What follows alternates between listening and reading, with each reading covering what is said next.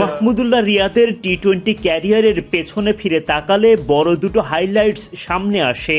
নিধাস ট্রফিতে যখন ছক্কা হাঁকিয়ে দলকে তোলেন ফাইনালে, তখন তার আগ্রাসী উদযাপনের পাশাপাশি বিজ্ঞাপন বোর্ডে দেখা মেলে হিরো শব্দটা।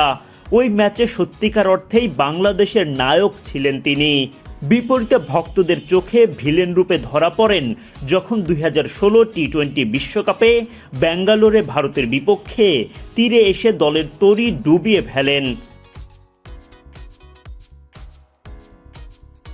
নিধাস ট্রফিতে 18 বলে 43 রানের দুর্দান্ত টি-20 নক, এক বল হাতে রেখে বাংলাদেশকে তোলেন টুর্নামেন্টের ফাইনালে।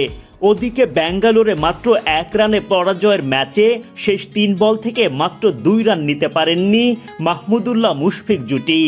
আগ্রাসী শট খেলতে গিয়ে দুইজনই উইকেট হারান। 1 রানের হতাশাজনক পরাজয়। টি-20 ক্যারিয়ারে রিয়াদের জন্য সবচেয়ে বাজে অভিজ্ঞতা সেটা, সঙ্গে জীবনের কঠিন শিক্ষাটাও পান সেখান থেকেই।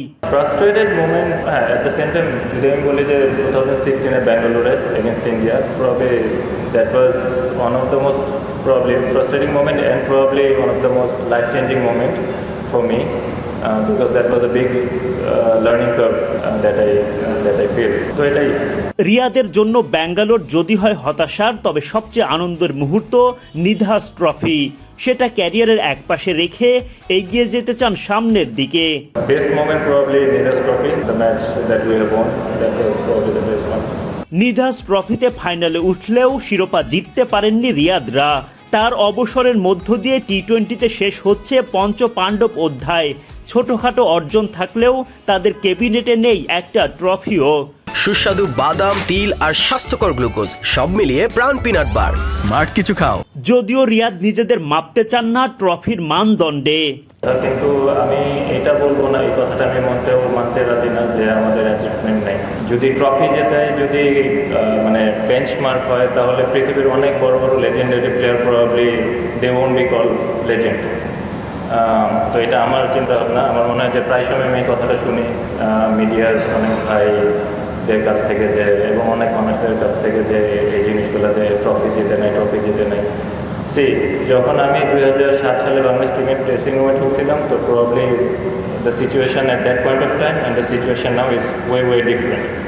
এবং এতে শুধু পঞ্চপাণ্ডব না, সবারই কন্ট্রিবিউশন আছে, every player, every coach, every team management, সবার। তো আমি এভাবে চিন্তাভাবনা করি এবং আমার মনে হয় এইভাবে চিন্তাভাবনা করা উচিত।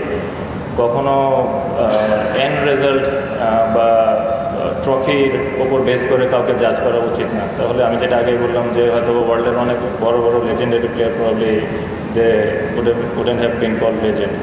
এবং সবারই কন্ট্রিবিউশন অনেক সিগনিফিক্যান্ট এবং সবারই কন্ট্রিবিউশন প্রয়োজন।